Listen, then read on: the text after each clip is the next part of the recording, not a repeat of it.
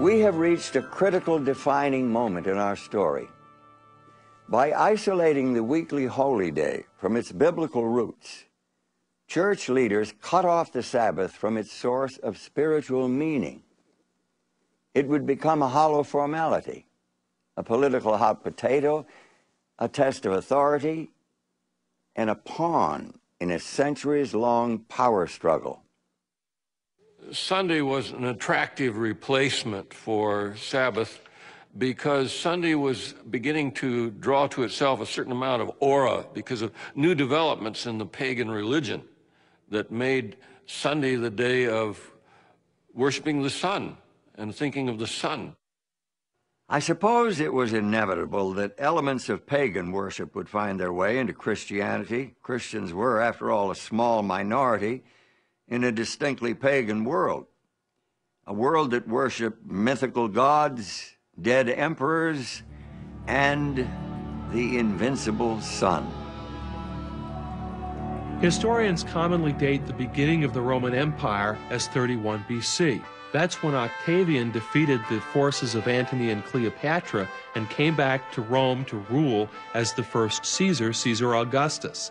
And it was at that time that he shipped back to Rome 2 great obelisks.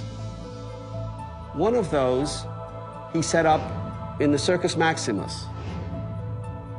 You know, it was not only that it was dedicated to the sun god, but it was also a very visible sign that Rome had conquered Egypt, that the dedication on it said, Caesar Augustus dedicates this as a gift to the sun, but it also says, because Egypt has been conquered.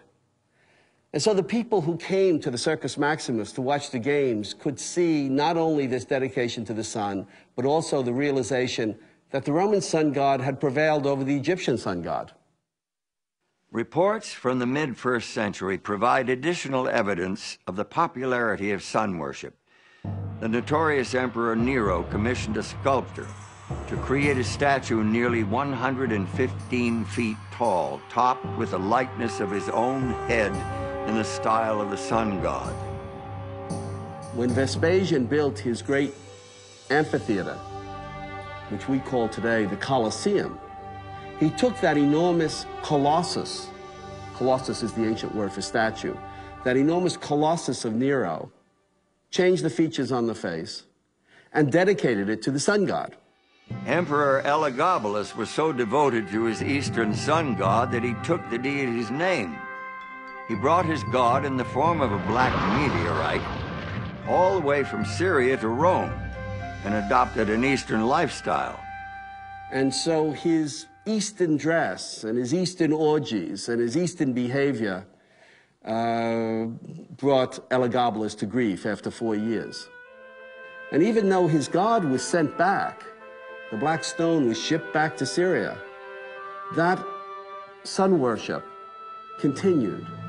The ancient historian Plutarch reports how the Roman general Pompey went to the eastern Mediterranean to deal with a problem of pirates attacking commercial shipping. This is about 50 BC. Well, he conquered the pirates, captured them, brought them back to Rome.